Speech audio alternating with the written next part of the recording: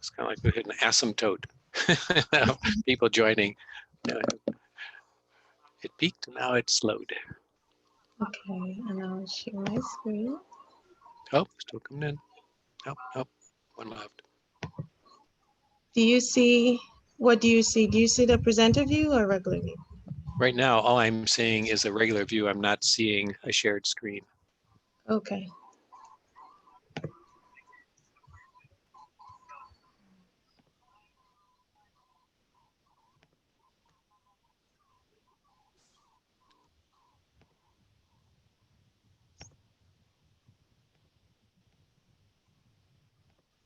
Try to share the screen.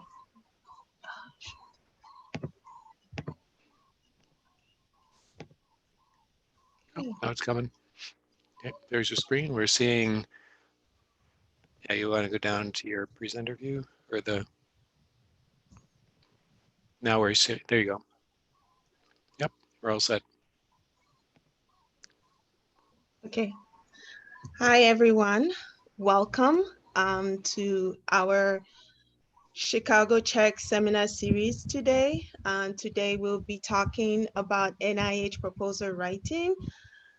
I will go next. This is ChicagoCHEC. These are ways that you can reach, various ways you can reach us.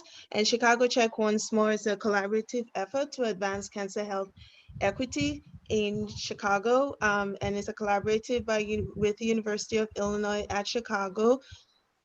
We have also Northwestern University and Northeastern Illinois University.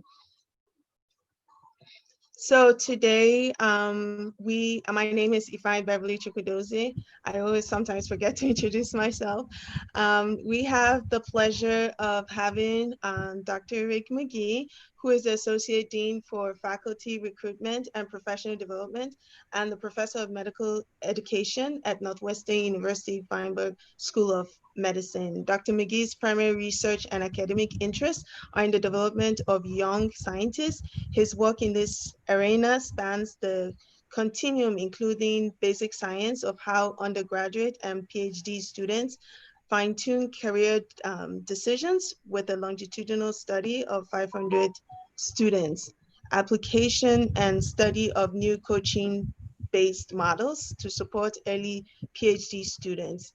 Dr. McGee has extensive expertise in this area, and we are really happy and grateful that he is able to do this with us. I just wanted, before I turn this over to Dr. McGee, I will stop sharing my screen so Dr. McGee can start sharing his screen. I do want to say that we do have time for questions and answer at the end, but Dr. McGee likes to answer questions as he goes. So if you could type in your questions in the Q&A section at the bottom of your screen. Everyone is on audio so that we have a sound-free presentation. And then at the end, we will definitely allow everyone else to be able to speak and ask their questions. This usually runs to 1 o'clock, but we are able to stay as fast as 1:30. Thank you. Dr. McGee, Sure. over to you. Thank you. All right. Thanks, Beverly. And you can see one of the advantages of being virtual world at this point is people don't expect me to wear a tie. So that's one nice advantage. So glad to be here. Glad I could do this. Glad to see so many people have been able to join, and looking forward to sharing, shall we say, a few years of experience that I've been doing this.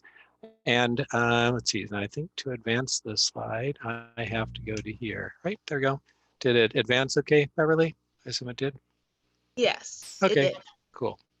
So going back to the title slide, you see that I've kind of over the years really kind of I call what I approach the novel approach, and everyone can call whatever they do novel, but I think one of the things that you'll see is it's really emphasizing the idea of how you actually are writing to patterns, and then really looking at, well, how on earth you actually develop this skill, and moving from grant writing from something that we hope we learn from mentors to actually systematically thinking about it, how you teach and learn this complex skill.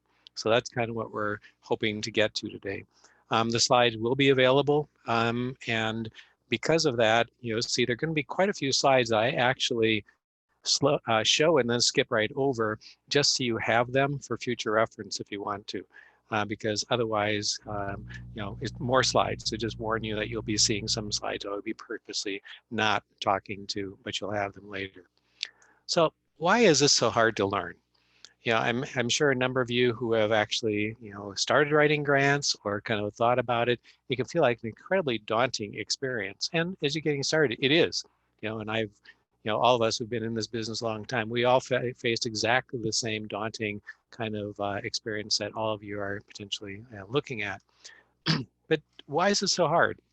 Well, begin with, think how much you have to master first about becoming a scientist, in terms of just being a person who's kind of taking directions and leading and gradually becoming more independent. That's a really complex skill to learn to begin with. It's not many people actually, either, purposely start out or end up actually really as scientists. It's a very unique position that we're in. But then proposal writing takes that set of skills, and now it requires this incredibly complex integration of existing knowledge. In other words, what's known, what does a field know? It moves into how you actually form research questions and design new future research. And then it has this incredibly unique form of writing. So right from the beginning, if it feels like it's hard to learn, it feels like it's complicated, it is. That's normal.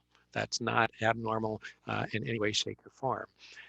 But in the past, we really seldom approached this as a concrete skill to be purposely taught. And aside from workshops, a number of years, I've had a number of life chapters. I literally was at the Mayo Clinic for about a dozen years in research training, and I would lead a day-long workshop, and all about grant writing, grantsmanship and everything. People would walk away knowing more, but at the end of the day, I'd always have people come and say, well, now I know what I don't know. How on earth do I actually learn how to do it? And so that got me really thinking for about the last 20, 25 years, how you actually move into this as a teachable skill. In the past, it's been really left to mentors and self-learning. Again, I've been lucky. I've had fabulous mentors through my career that have been able to help me and really guide me. But the problem with mentoring as a system, it's a very informal system of teaching and learning. It's incredibly idiosyncratic. So the chances of who you bump into, who you actually choose as mentors, it's half the time it's a random process, and what mentors provide is extremely variable. So on the one hand, that gives great strength and variety. On the other hand, there's a great risk that not everyone will get the same teaching and learning through this process.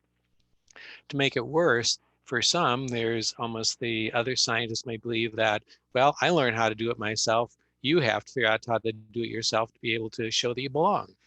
It's kind of a stupid idea, my humble opinion, and there's no evidence that this belief leads to the best scientists or science. So that's why we've moved into this idea of how do you actually help people learn it as a complex skill.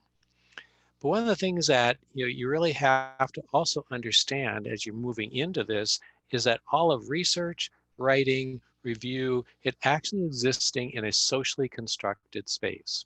Okay, you may not feel when you're sitting in front of a machine gathering data, there's any social quality to that, but it actually, all of science is a highly social experience. So what's it mean?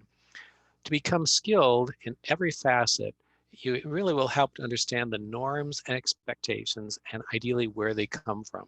So you're in a community, you're in a social space as much as a science space. So it really helps to understand what are the norms and expectations. Because people who become successful understand these norms. They often understand them though without realizing they exist or how they learned them. So it's like, if you're familiar with cultural capital, it's this whole idea of you're learning this stuff without ever knowing that you're learning it. And you start learning the norms of science by doing research. That's one phase. But think of learning grant as a next step.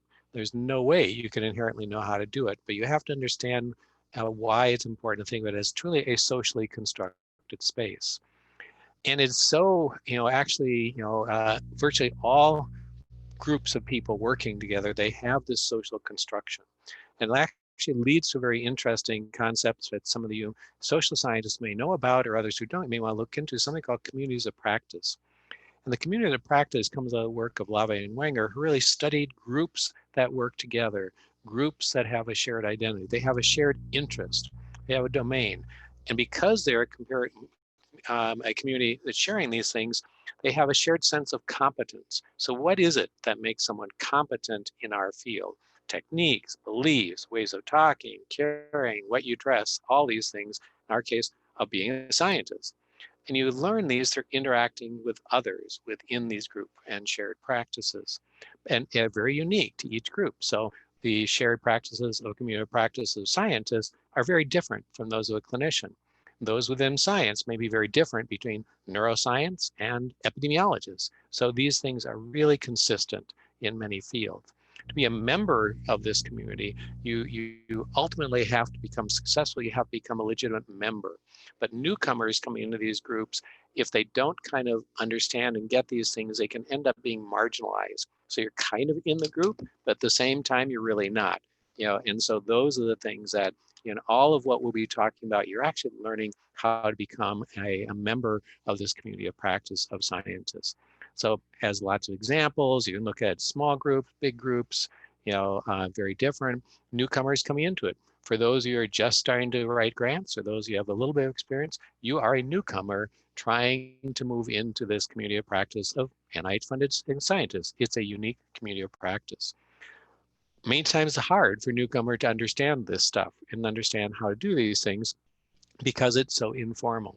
And the fact that you don't learn everything, don't see any, it's often not malicious, it's just unconscious because people don't actually think about making it visible.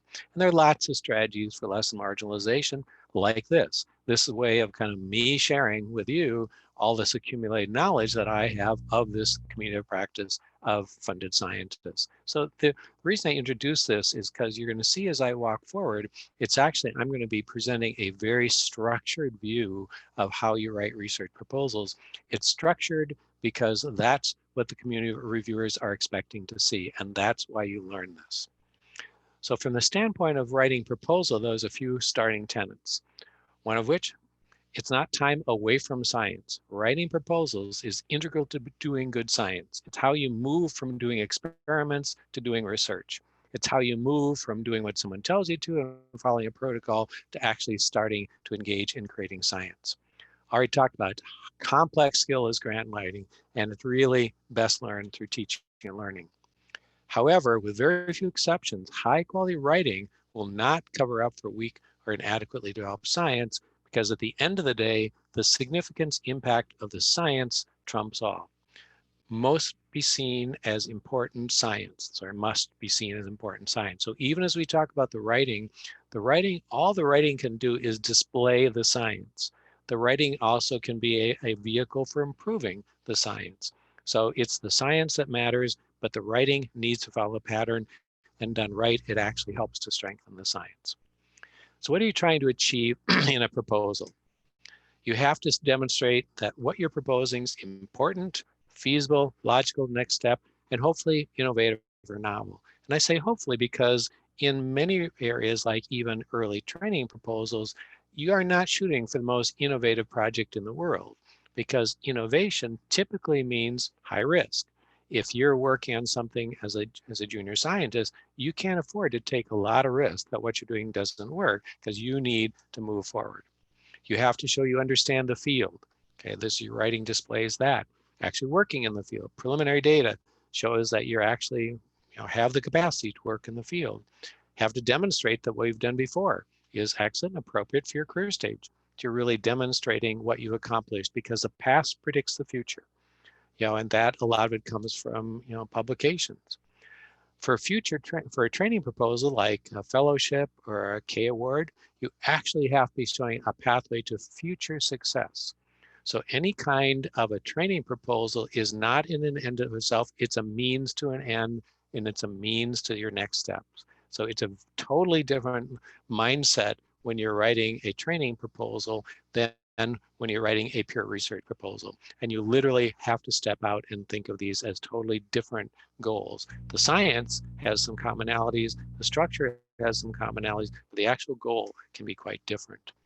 And at this point, the tolerance for poor writing is kind of zero. You know, it's again with word processing and all these things. So you really have to write in an unbelievably crystal clear way. And we'll talk about why in a minute. As all these things come together, what you're trying to do is convince the reviewer that you're a legitimate young member of this elite NIH-funded research community. But to do this, you actually have to start by understanding the review process and knowing your reviewers. Okay, because in science, we write for reviewers. We don't write for ourselves. We don't write for our buddies. We don't write for people in our research group. You write for reviewers. They're the only ones who matter. So to be successful, you have to understand what reviewers are used to seeing, because they're judging you against the norms that they're used to seeing. You have to know what they want to see.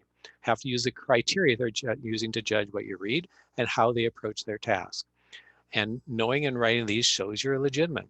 So as a trainee, for example, if you have a proposal that's written that doesn't accomplish all these things, is not written very clearly, you get dinged because it's not very good, but your mentors get dinged even worse because it says your mentors are not helping you. So if they haven't even been around to help you write the proposal, they certainly aren't going to be around to help you do the research. So it becomes a complex combination of those, because you have to turn the reviewer into your advocate. In any competitive process like grant writing and review, there's more people applying than possibly can get funded. So a reviewer is looking at whatever they're reviewing and deciding on what are the one or two proposals that they really think are great, that they will go to bat for, that they're going to be the ones to kind of put themselves on the line to, as opposed to the other proposals. So that you have to turn the reviewer into your advocate in all these processes. But the challenge comes because you're actually writing for different kinds of reviewers. And that's where the really complicated form of writing that you have to master comes into play.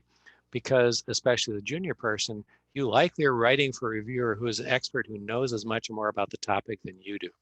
You know, after you've gotten your 10th R01 and you're the recognized expert in the field, maybe not so much. But for junior people, absolutely, you have to prepare that someone will know it better than you do.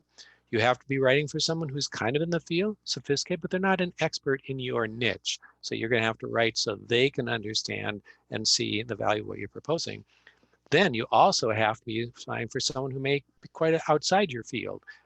Sophisticated scientist, skilled scientist, but you have to write in such a way that this person can also get excited and see the value of what you're doing. So the writing is actually very much tailored to actually write to all three of these, and sometimes to a technical expert, depending on the kind of proposal. And for some proposals, you may actually have a non-scientist. So you literally have to understand first, what's the review process you're writing for? Who are the likely reviewers? And how do you design the writing to appeal to all of them? That's hard. That is not an easy task. Writing fellowships like K or F awards, you're now writing for a group of people with a very broad array of backgrounds, but very few of them deeply in your field. So you're actually writing at a broader way of writing than, let's say, you're writing an R01, which is down in the weeds, of the details of the field. So you're writing for all these different kinds of reviewers. Here's some links. I hope they're still active. I didn't check them again this morning, but there are some NIH has some very nice videos on kind of reenactments of legitimate review processes. So you can get an idea of what's going on, in terms of how you have different reviewers, how they read them differently, and that's again, helpful to understand where that's coming from. Now, okay, you're writing for reviewers, but what are reviewers doing? They're reading for review criteria. So for our type of awards, research awards at NIH, these are the review criteria. So you really have something called the overall impact, the impact score that matters. That's in a scale from 1 being perfect to 9 being awful, and all points in between. And then you have these 5 component scores, each of which is given a score from 1 to 9 by the 3 primary readers, on a proposal. The key to remember, though, is that not necessarily are all 5 of those criteria weighted equally. So a reviewer it's not you take an average of those 5 scores and that becomes the overall impact score. No, the reviewer puts what is the most important factor in determining the overall impact. And more often than not, the key in our proposal are the significance and the approach. Those are the two scores that are going to correlate most closely with the overall impact score. The others are important, and there's kind of a complex calculus we don't have time to go into, but those are the review criteria. So again, you are actually writing to the review criteria because that's what the reviewers are going to be, reviewing you by. And you'll see in a minute, we have very different review criteria for F and K awards. So here's an example of this is the NIH language of what do they mean by significance. What they mean is, does the project address an important problem or a critical barrier to progress in the field? Will what you're proposing move the field forward? The level of that bar, of course, will be different in terms of the size of the award, the nature of the stage of career, but it's all about the science. Is it worth doing? Will it move the skill forward? And a number of years ago, NIH actually went through a major kind of a re-engineering to try to get more focus on not can it be done to should we invest in it being done? And that's why significance becomes incredibly important. So again, before you dive into writing an R-type proposal, you want to be completely aware of these. So I've just got here, these are the other criteria that you look at for investigators, innovation, approach, and environment. So again, you don't start writing an R-type proposal until you understand this is what the reviewers are looking for and how do you write explicitly to demonstrate that. You don't want it hard to be found. You want exactly, so if you go back to this idea, does the project address an important problem or critical barrier to progress in the field? Okay, I have to write something, tell a reader why it's significant. Guess what I might say? Currently, the most critical barrier to progress in our field is. I'm going to be so brutally direct that no reviewer could possibly miss what I am calling the critical barrier that I'm going to address. This is not a subtle form of writing. This is a very straightforward, you don't take any chances that someone is going to miss it or come up with an idea that you didn't mean them to do. So it's a very straightforward, it's actually a very formulaic form of writing in research proposals. Okay, how about for training awards? Criteria, very different. And so that's why when you sit down to write a career development or a fellowship, you literally are thinking about, it has some of the same writing elements, but all of a sudden it's about you. And it's about how you'll be different today than you are tomorrow if this award is granted, and how are you going to be positioned after the award to be an outstanding scientist ready to move into your next step. So these again are all the criteria. I'm not going to spend time going through them, but what I have compiled here is kind of, these are the criteria. So candidate, does a candidate have the potential to develop as an independent and productive researcher? Number one, that's what they're trying to figure out. Does your past predict a strong future? So that's why when someone says, well, why do I have to have publications to apply for fellowship? Well, without publications, I have no clue what you've accomplished and if you'll accomplish anything in the future. With publications, you have evidence that this is what I have done in the past, and you begin to have evidence, data of past, which I can be comfortable in could predict the future. But I've also decoded each of these in terms of, you're telling your story. You're providing the reviewer data about you. And again, I'm not going to walk through all these, but I think it'll kind of help outline what does it mean to tell your story and how does it come out? So just picking up on one of them. If you take a research project, it leads to publication. That's great. I can see that. But what role did you play in that publication? So for example, if in that to get that publication, you solved a difficult technical problem that had to be achieved to agree that problem, you're going to find a way to bring that out and bring that out in no uncertain terms, because that tells me as a reviewer, okay, this person can solve problems. There's nothing more the same in all of research than problem solving. And you want to show evidence I can solve problems, technical problems, conceptual problems, whatever. So that's an example of the kind of things that you're bringing out about you. Your career development plan, career goals and objectives. I would say for K awards, I work a lot on them, people. I would say the career development plan probably is what brings them down faster than any other of the criteria. Because again, people don't, they think, oh, it's about the science. Well, it's about the science, but the science is essentially a substrate for you to become more skilled. And so you have to make that very clear. There are very stylized ways of writing those, but basically you're trying to convince me why I should invest in 5 years of your life. You know, and at the end of a K award, what is the R01 that you're going to write and get funded? Because the K is a stepping stone to an R, and that's the way you're writing it. Other criteria, clearly the research plan is important. You know, a lot of things in terms of same format, but again, it's not like an R01 level research because no one's giving you that much money, you know, at a K level. So you have to tailor the amount of research to the amount of time that you have over the period of the award, and then you actually show that it's important to the research will lead to after the K. So again, if maybe a great project, but it really not sure where it's going to go after the K award, don't even submit it unless you can show that the research and the skills you develop will be a pathway to a next level of success. Don't even submit the proposal. I can guarantee you it just won't get anywhere. Plus, it won't help you because you have to look at either a fellowship or career development award as a pathway to a next step.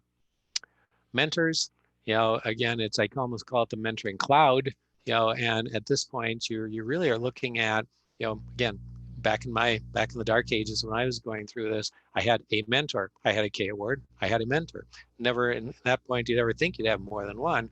Now it's like you almost expected on a K award to have 3, 4, or 5 people all playing different roles, because now the assumption is there's no way one person can play the mentoring role for all of the things that you're hoping to progress. So again, key to think about this, and again, some details to look at. Environment and social commitment. This takes a different form. If it's for an F31, F32, or diversity supplement, it's about the commitment to you during the award and assisting you to get to the next step, whatever that may be. For K08, K23, or K01, if it's for a junior faculty member who's staying at the institution, then what is the commitment to you beyond the K? And usually irrespective of the K. They're looking for a strong commitment to an individual, and the K just adds to it. Sometimes people feel like, well, I've got this, you know, I've got a good startup package, things I'm really not hurting for money. Won't they say, well, you don't need a K? It just doesn't think that way. It's actually, it's counterintuitive. You don't need the money, but yeah, you need the protected time. And then the resources that you have gotten for your salary are now available for something else. So the kiss of death is that, you know, if a chair's letter says, we're really hoping this person gets his K01 because now then we can divert the money we're giving them over to somebody else. If that's the kind of letter you got, don't even submit it. It'll just be dead on arrival, you know, in terms of reviewers. So it's all about the, you know, the commitment. Let me just stop there, take a quick drink of water, and let's see, let's see. Anything else, you know, Beverly, if you're watching the Q&A, are there any couple of questions or something we want to take a quick stab at right now? No questions so far. Okay, I put everybody to sleep. Great. All right, so here we go. So the writing, it really is about telling a story. And literally we've moved into talking about, like, I literally am working with, you know, 15 to 20 people at a time, all the time, writing Amos pages, for example. And you'll get this sense of, okay, where's the storyline? You're looking for people to really follow a story. Actually, I think I saw something pop up. Is there a question in the Q&A, Beverly? Yes, there is. What about K awards as a postdoc? It's difficult to get institutional commitment at that point. Yeah, and that's the we can, and I spend whole hours talking about K awards. As a postdoc, you actually, there's only a certain fraction of K awards you can even apply for. And so they're a K award that's designed to be, you get the award and then you go shopping for a position. Like a K99 R00, you get the last 2 years of the K, and then you go shopping for, you know, a tenure track position. the commitment there, the only commitment is to your development during the K. For a K08 or K23, typically you have to have a faculty position. K01s are very different, and each of the NIH institutes, some of them will take it as an award to support you as a career, as a person who has a position at an institution, or some of them are as a shopping tool. So it basically, if you're a postdoc, you won't get a commitment because you don't have a position. And so that's the conundrum. You have to have the position. Unless it's a K, that's a K to help you go shopping for a position. Another question, Beverly? Yes, there is one more. You mentioned to be cautious about having more than one research team. Could you please elaborate on that? Okay, well, that's kind of back to the I can comment. I think again, it really depends on your stage of development. So as a very junior scientist, you only have so much knowledge, so much kind of space, so much time your two hands can do something. As you begin to branch out, typically for like a K award as a junior faculty member, you will have a primary theme, a primary developmental direction you're going, a primary niche you're going to play in the field. It's a bit of a challenge because at the same point, you may not want to put all your eggs in that basket. So again, typically it's okay to have a little bit more of some other fields beginning to develop, but there's no easy answer because the K needs to be seen as this is your primary contribution, primary niche within a field, and maybe have a few of these things over on the side. But again, just totally depends on how much time you have, your time, other people's hands and brains to help you. So there's no one easy equation to that. Another question, Beverly, or should we keep going? No, yeah, keep going. We're okay. Questions. And they say that they're not asleep. They're enjoying it. Okay. I just want to see if it caught anybody's attention. So yeah, okay. And again, like I said, I can stay afterwards. I've got a much less exciting meeting after this, so please stay late. No, I think the idea of you're telling a story is really important because it's like you're holding on to the brain of the reviewer.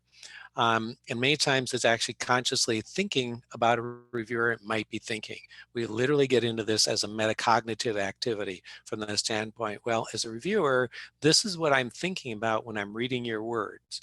Now I'm at this paragraph.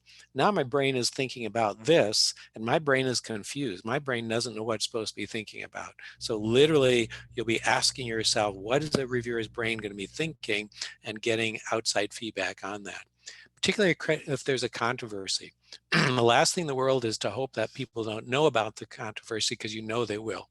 And so it just becomes a more complicated way of writing, which again, we could talk about if people really wanted to. You're writing to different reviewers, and again, these rigorous writing standards, but it literally is, how do you capture the sense of, think about something you've read where it keeps you engaged.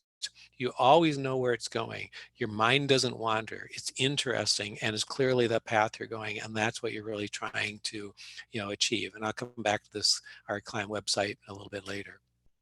So let's just talk briefly about some of the key grant sections before we talk about, well, okay, how do you actually write this stuff? So you'll see that there is no piece of writing that is more absolutely part of the NIH approach than is a specific Ames page. I could show you if I could find it. Unfortunately, I've lost it. The specific Ames pages I wrote back in 1978, 1979, 1980, they would not look structurally significantly different than the specific Ames page I write today. So think about it. If you've got a structural element of a community that lasts 40 to 50 years with only minor changes, this is defining of the culture. Okay, so now you have to understand, okay, what is it about that specific Ames page that is the structural elements, how it defines the culture? And you'll see we talk about it as writing it from the standpoint of a funnel. And the tools I'll show you also talk about this funnel. So it's a funnel of starting from big picture, starting from what's known, setting the context, and then you funnel down to a point where you're talking about, okay, what's the problem or the need? Why is it important? What's known from others' work, from your known, then down what new information do you want to uncover, and then what specific questions and hypotheses are you testing? So in a specific Ames page, you literally are accomplishing the synopsis in a half a page of writing. So think about how complicated that is and how hard that is to do. It is hard to do. And what's harder to do is do it without getting feedback from others from that standpoint. So this is a very specific way of writing.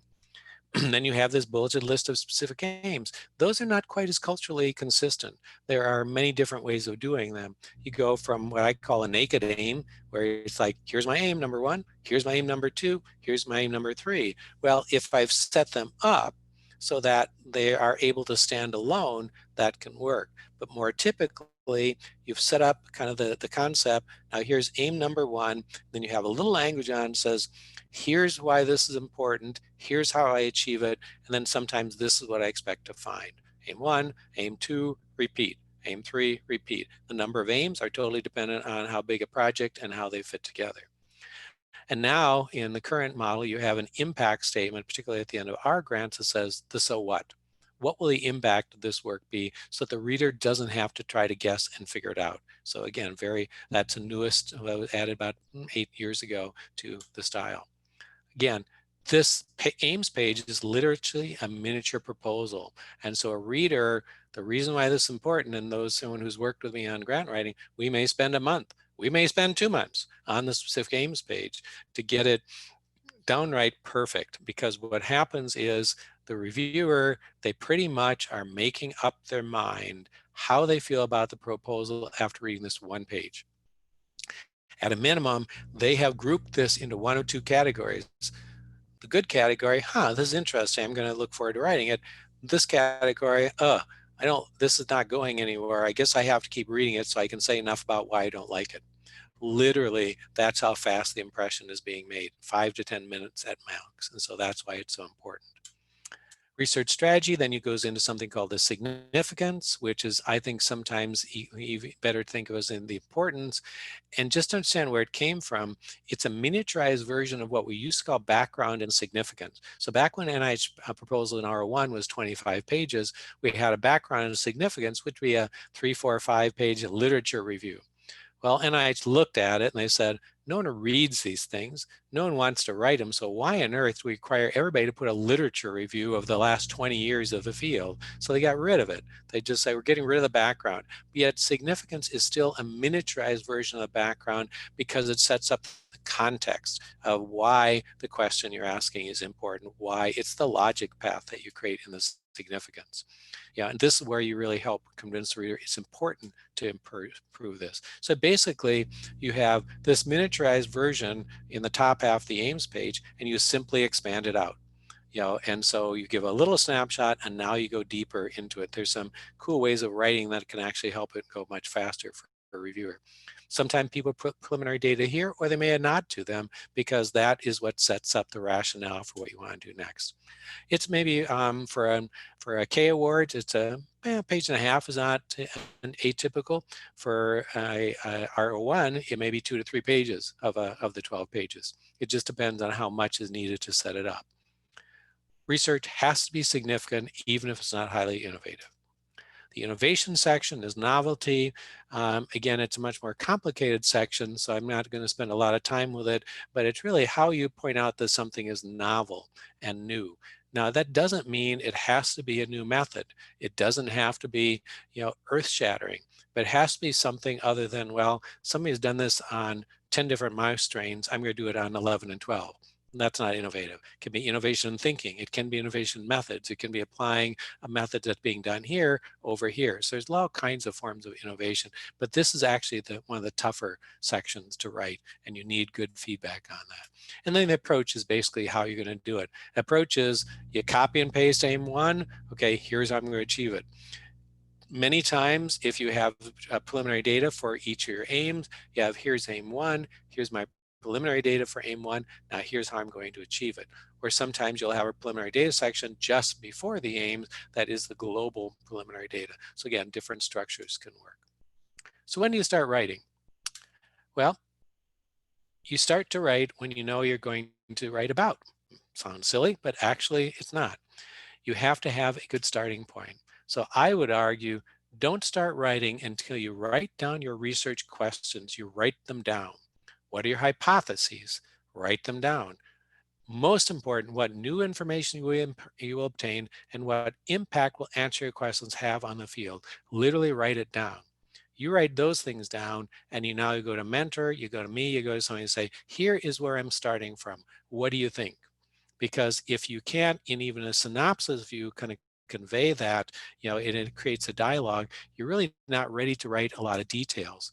Then you may create your specific aims, and then you may outline approach. So you've got a good kind of a sense of where it's going. Then you can actually formally start writing the aims page. So don't feel like you have a vague idea, let me jump in the aims page. No, flesh out your science. Get your science fleshed out, then go to your aims page, and then the iteration through the aims page, the writing will reveal the science, where science then can get discussed and made better. And then so the writing and the science go through this iterative improvement process. All right, sounds easy, right? Sure. So a number of years ago, through what I talk about to survive in this business as a primary scientist by developing what are called pathological grant-seeking behaviors. And so there were some, in the previous disaster, economic disaster we had, all of a sudden NIH had all this money to give away on supplements. So I wrote to get a supplement to get some help for one of the training programs I have on how do you actually teach this stuff. And so I stumbled on a Carl Keller, who was a communications expert. Actually his wife works on the Evanston campus. He had an independent business teaching communications. Carl saw this ad and said, that's kind of interesting. I teach communications. All right, so this thing called a grant. What's a grant? What is it you're trying to help people write? Literally, no science background, never seen a grant in his life, and then I saw a grant. So gave him, 4 of them. He walked away and said, oh, okay, this is easy. You guys write in really boring, repetitive ways, don't you? I don't know, we just write. I said, no, it's okay. What he introduced us to is the concept of rhetorical patterns. Rhetorical patterns are patterns of writing that a field or a community has adopted, most of the time not having any clue they actually have adopted them. But that you essentially the cultural capital that comes from being immersed in the field, you kind of acquire this expertise. But what Carl was able to do is essentially show us what those are, make those visible. And so he created a series of voiceover PowerPoints that then we've made available. I worked with him to kind of refine them and stuff. And they are now available through our CLIMB website. The CLIMB is a professional development program for early PhD students that I lead. So it's northwestern.edu/CLIMB. And then under resources, you have 3 of them. And if you go into written communications, you get to this page. Okay. Now, each of those links, most of them, a couple of them are dead because they weren't working. What was there was not appropriate. For example, 5 principal writing readable sentences, creating coherent paragraphs, topic sentence, echo words, transition. Those 2 15-minute videos literally transformed how I write in science, literally how I transformed how I write research proposals. Those are going to be 2 of the most important 15 minutes you can spend in terms of your actual quality of writing. But then as you get down to the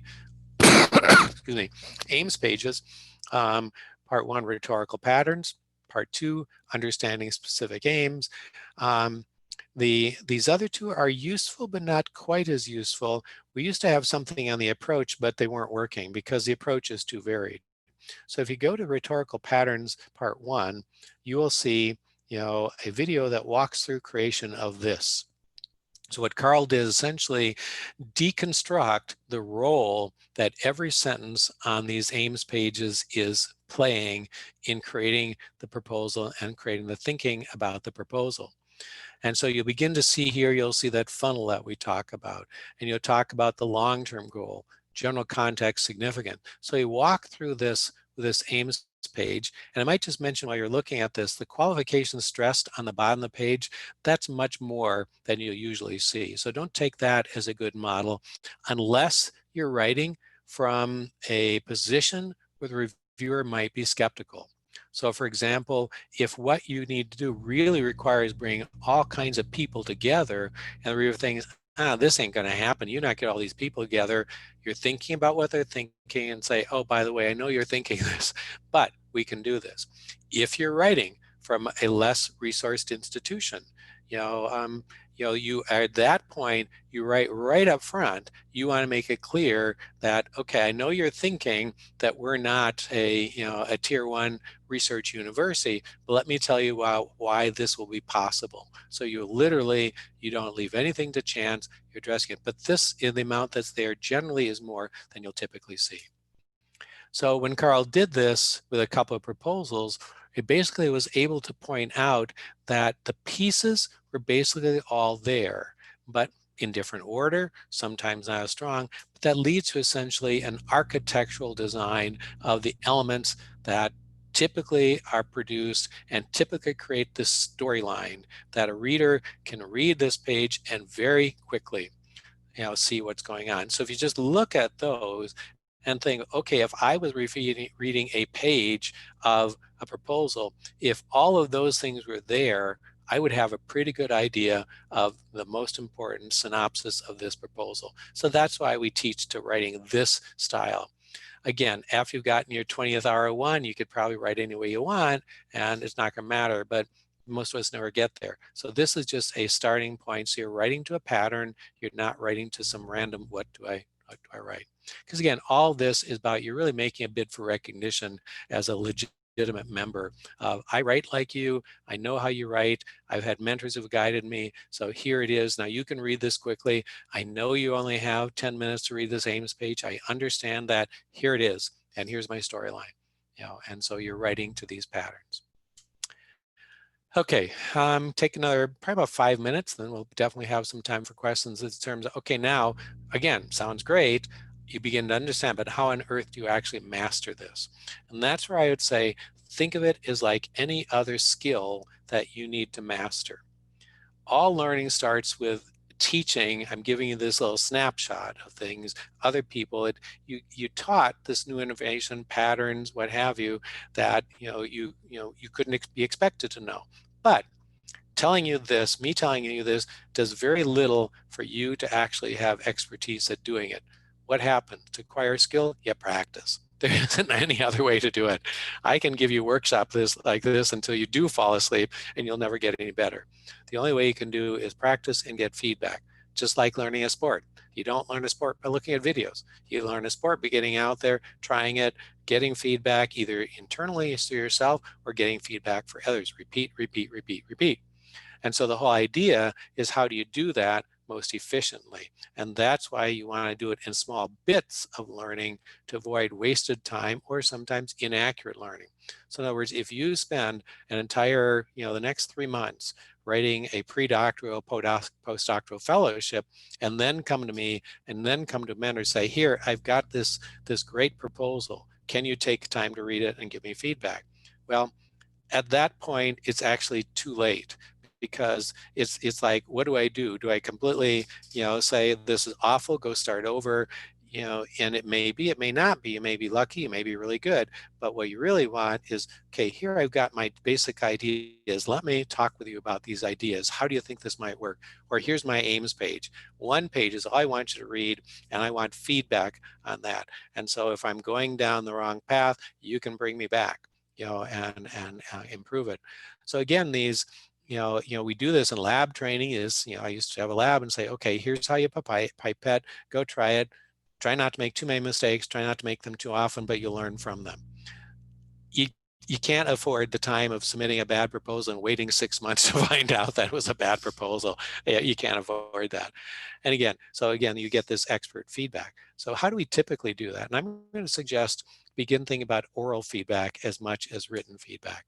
So both can be quite useful, but they play different roles. And so those of you who have worked with me, I work probably 80% in oral feedback versus written.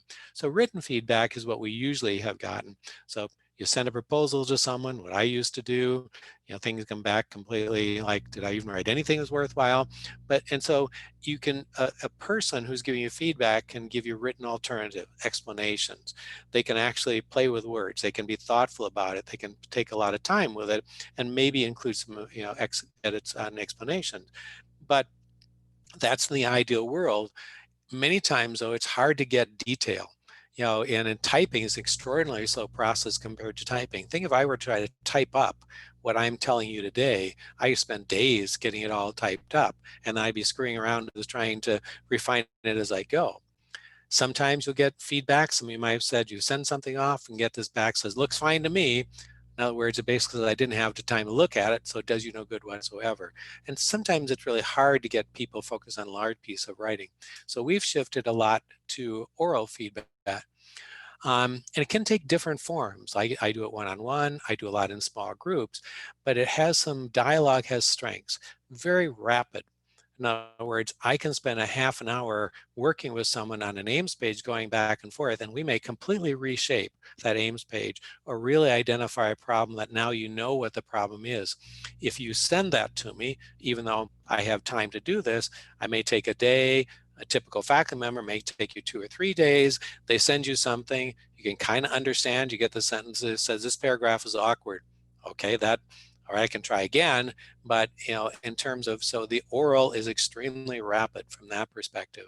In a group, which we do a lot of, you get reactions from multiple brains. So in other words, you're always replicating, and really the, almost the review process of multiple brains.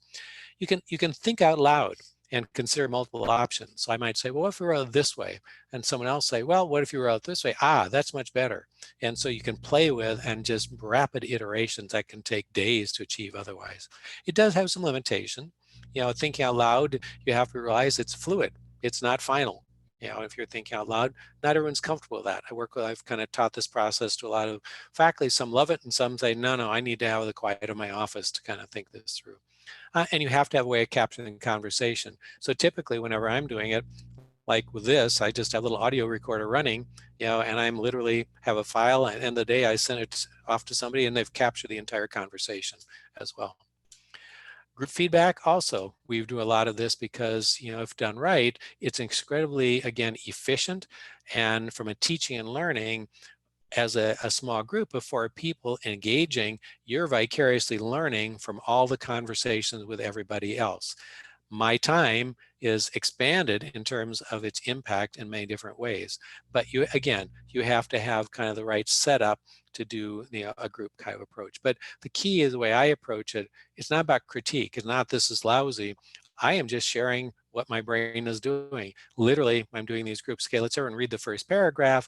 All right, now when I read the first paragraph, this is what my brain is doing. So I can display what your words cause my brain to do. And then you can do that. And that's a way of actually kind of sensing the cognition that your writing is like. Yesterday we were doing one great example. I had a person working with, they had an opening paragraph of an Amos page. And when you read it, there were 4 or 5 very distinct sentences, but they weren't in any way connected to each other. So there was no train of logic because the person writing it is an early draft, but still as an expert, you fill in all the missing pieces. For us reading it, we're not seeing those pieces. We can tell you they're missing. So again, that kind of a process is incredibly valuable. Again, like with any group, you have to kind of have some guidance. Doing it just as a group of trainees can be helpful, but you have to be a little careful of it, the blind leading the blind, and you often have to be very dogmatic. You don't go about, oh, there's one right way to do this. No, there's a zillion different ways it could be done, and that's what you're exploring. All right, what do you do with all this? You'll have all these points, but basically it's a complex skill. Don't feel bad if you don't know how to write yet.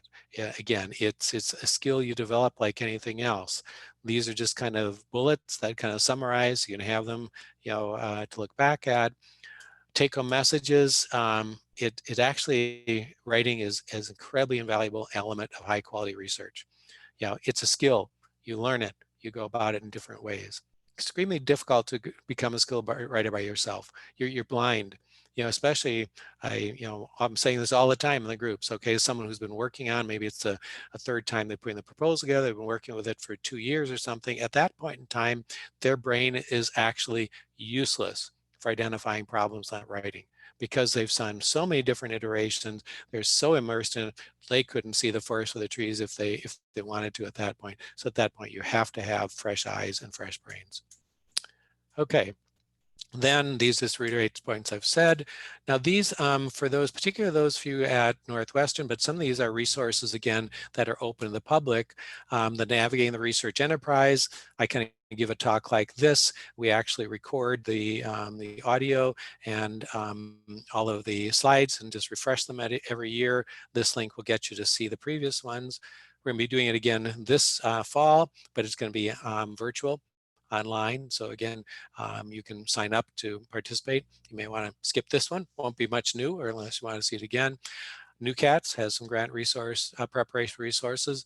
Unfortunately, most of them are probably limited to those at Northwestern. And again, same way, some writing tools. And actually, we have a pre-submission peer review process that I will just touch on. All right, there it is, a lot. And let me stop sharing and see what more someone might want to know about. Great, thank you. So one question we have is that, do you recommend using references citation on the specific Ames page or not? Boy, someone's right to the heart of the matter. It's a fascinating question. And what I can say is that it is culturally accepted in the NIH world to not have references on the Ames page, with the understanding that anything you mention on the Ames page, you will then expand on and fully reference in significance, innovation, and in approach. That being said, some people just can't bring themselves to not having references. And I think it's okay, it's fine in terms of including them, but what you can't do is have a referencing format or a referencing methodology that impedes the reader, because I can tell you the reader will not go to check your references from the Ames page. I typically use them kind of purposely somewhere in between. So I will not reference something that is fairly well, a lot of people looked at, fairly common knowledge. I won't do that in the beginning, but if I come to something that is really key, like a new finding or something that we have just published, what have you, then I will pop in a few key references for a purpose. So it's, the actual kind of documentation that can come apart later. But even if you feel more comfortable doing the full documentation, no one has lost a grant for giving or for including or not including references in the Ames page. Such a great question. We always get into it. Thank you. And then there's another question about, do you advise to write the specific Ames page before or after or simultaneously with the research strategy? And then there's a second part to that question, and is that that something that is not on the specific Ames page is approach. How much should one include on the specific Ames page? Yeah, in terms of where you start from, I'm very simple. I'm a fanatic on Ames pages. And the reason I'm fanatic is because in an Ames page, you're essentially writing the entire conceptual framework of the proposal. You're right distilling down to, here are the research questions. Here is why it's important. And if you can't articulate that in a way that is clear, then the rest of your writing is going to be really labored. And it also, that one page, like, reason we spend so much time on it, because we get right into the science.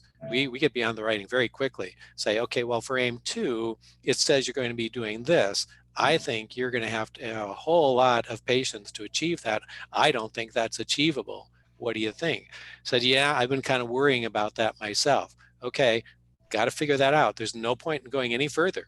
Just stop right now. Don't write another word until you figure out, is that achievable? So again, if you hadn't solved that through the Ames page or even a pre-Ames page, you could be spending a whole lot of time writing about something that eventually you have to throw out. So I always start in the Amos page, because again, once you have that, everything else just expands from it. It literally is this entire architectural starting point. The approach, the most you'll give in approach is either a kind of a paragraph before you get to the aims that here's the general approach. We will be drawing all of our samples from this, from the electronic data warehouse, where we have done a preliminary search, and we have 1,400 patients that reach the criteria we likely will be using. Therefore, that's the source of the data, and we'll be doing this kind of analysis. Or sometimes the aim will have this aim. This is how we're going to achieve it. One, at most 2 sentences. So it's the high level synopsis. So my brain gets an idea of what you're going to do, and a brain gets an image of, is this achievable? That's what you're trying to capture at that point. Thank you. We have another question, and someone says, I need help writing the innovation section. Too. So they need help with writing the innovation section. Do you have any tips or resources? She says, my grant gets caught up in reviewers saying XYZ has used this device, etc. So not novel. Yeah, and that's a classic example where the device isn't novel, but you have to show that it is new enough and innovative enough in how you're applying it. And it's a challenge, because sometimes the right question needs to be answered in the same way a previous question. So then it's the nature of the question that is actually what's innovative. So that's where I literally just recently worked with someone who they got hung up in trying to show their methodology was innovative when it really wasn't. But the questions they were asking, or how they're answering the questions, really was quite. So don't get hung up on the only the technology and the approach be innovative. The question, approach itself can be innovative. I'm seeing page limit for research strategy. Well, it really depends on the type of proposal. For an R01, you've got 12 pages. You can do whatever you want with those 12 pages. Typically, you'll have 1.5 pages to 2 pages in approach. You'll have half a page to a page of innovation. That leaves you with 9 pages for the rest of the approach. But it's quite open. Required skills to be a reviewer. NIH is trying really hard to bring in early career scientists into the review process. So I don't have the link handy, but they do have a early career reviewer program. I think you have to be at a faculty level. I don't think as a postdoc you can do it, but basically you can send your biographical sketch to this, this place, and and they'll kind of look at it and see if you have the right expertise and invite you to become a member. Sometimes that can be enhanced. So for example, if you've gotten to know an NIH program officer, you can go to them. Hey, I'd really love to be, if I send you my, my CV or my bio sketch, could you send it to a couple of program or scientific review officers to potentially get into this? So that's where networking, getting to know people can be helpful as well.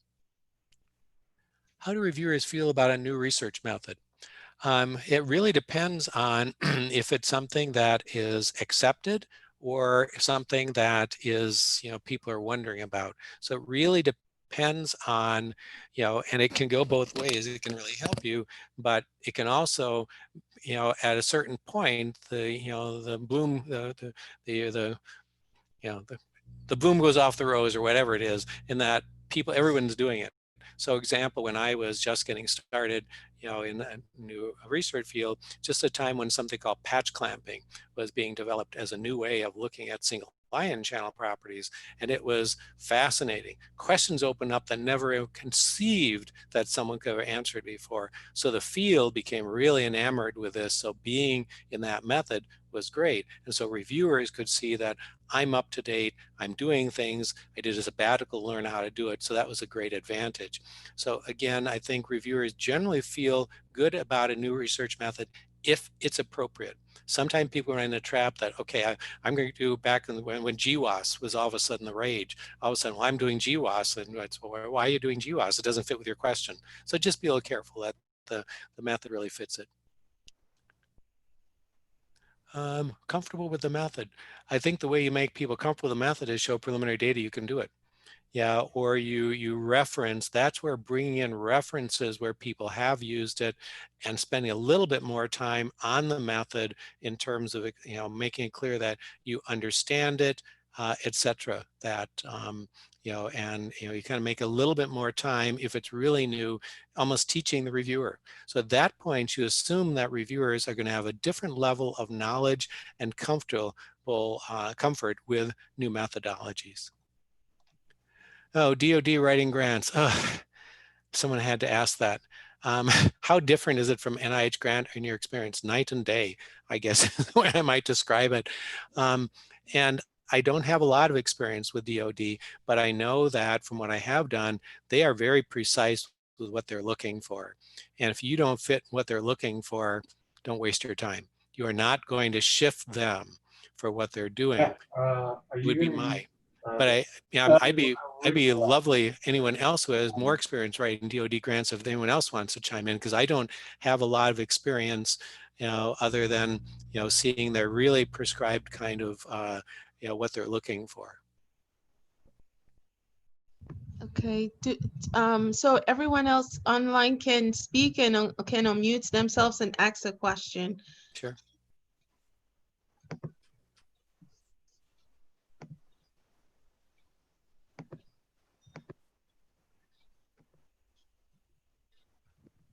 Are there any additional questions for Dr. McGee? Feel free to unmute yourself and ask. Yep. Happy to share anything I've stumbled into along the way. I've been doing this a long time.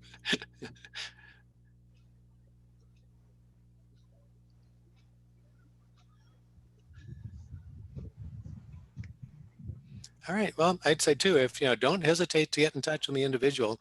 Easy email r-mcgee@northwestern.edu. And again, I think just for those of you on the previous one, I have this unbelievably unique position at Northwestern, the best job in the world, because I really have no authority, I have no responsibility. All I do is get to help people doing things like this. So it's my job. So I'm not a mentor.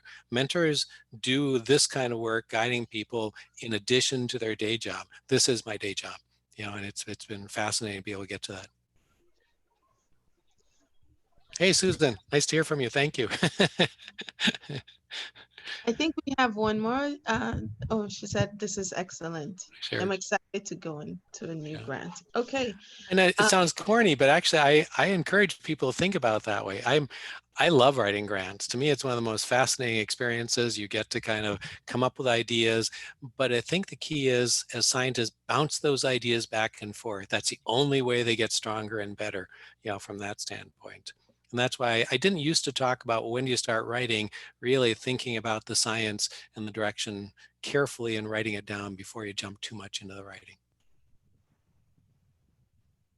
Okay. I do have a question about for the pre-doctoral grants that they have. What are your advice on pre-doctoral students writing some of these grants for their dissertation? Yeah, I think I think using the structure and even using a lot of these same tools, the process of thinking about it very carefully as this is a writing exercise, the logic that follows is actually great logic for developing the science. The question of, do you go to all the way to submitting it as an F31, that's a more delicate question because you have to understand the review criteria. So for example, if you're working with a mentor, and as a very junior mentor, they've just gotten started, great ideas, high energy, but they've never actually mentored a graduate student through to completion, reviewers will look at that and say, we really don't know how good the mentor is because there's no track record. So if you're going to be doing something like that, you literally have to bring in a more senior co-mentor to be able to kind of play that role that the new mentor doesn't have. You also have to look at, is the science, is kind of exciting enough and grab people enough to be something to invest in a competitive basis. If it's really valuable as a PhD work, but maybe doesn't fit into that higher level of impact, I might think carefully about it. Because the other thing with an F31, you actually have to craft a storyline that says, if I get this F31, my research training will be different than it would have been without it. You can't come across, well, I need this money to pay for my PhD, don't submit it. If I get this F31, these are the extra things I'm going to do. I will be able to go off in an independent project, in addition to working a more independent, a more novel project. I will go off and work with another group for a month to learn a method that's not available. So it's got to be expanding what you can get out of your PhD. That's the core element of an F31 as well. What are your thoughts on resubmitting a grant versus submitting a new one? Does a resubmission have a greater chance of getting funded? Great question. Again, that is a big question there is how it was reviewed. So if a grant is submitted and at the NIH level, it gets discussed, and it gets to the score level where it's discussed, almost anyone at NIH will tell you you're always better off resubmitting, because you get that extra page to respond to the reviewer's comments. And therefore, the initial discussion is around your revisions. So, so when a reviewer picks up a resubmission, the first thing they look at is the review, the initial review. The next thing they look at is your one page called the introduction, which is a response to the reviewer. They do all of that before they even look at the new grant itself. And now that page plays exactly the same role of the Ames page of essentially guiding the impression of the reviewer. So if the concerns are things you can address reasonably, and absolutely, I recommend resubmitting. If someone finds a fatal flaw, like they say, okay, good idea, but if the AIM 1 is not successful, you have no AIM 2. We call that a fatal flaw, dependent AIM. At that point, if you can't fix that, don't resubmit it. So you have to be able to address and fix the things that people have brought up. What are your thoughts on submitting a summer grant, both NSF and NIH? If it fits, fine. There's absolutely no reason not to do that. You have to be careful, though, that you don't have a sense of you just write the NIH, then you copy and paste it into NSF. Don't do that, because the entire flow of elements and what have you is quite different. And there's nothing that's going to annoy a reader more if they think that, oh, well, you don't really put enough effort into the NSF. All you care about is, I can tell it's an NIH grant. Don't do that. You'll just annoy people. But there's only certain areas where NIH and NSF overlap. Particularly anything clinical related, with very few exceptions, don't even bother with NSF, because that's just not their niche.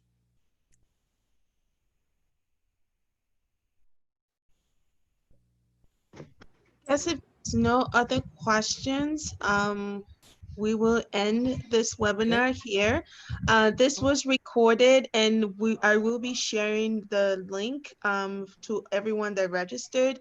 And also it's on YouTube. If you go to ChicagoCHEC YouTube page, you will find it there. I'll also be sharing Dr. McGee's slides and also any important links that he shared today. I want to thank Dr. McGee for presenting this wonderful and very informative presentation. It was very, very, very informative and very interesting. And I also want to thank everyone that was here, that registered and also joined us live. Thank you so much. My pleasure. Glad I could do it. Good luck, everybody. It's doable. It's achievable. It just takes time and effort. See y'all. Thank you. Sure, my Bye, pleasure. everyone. Bye.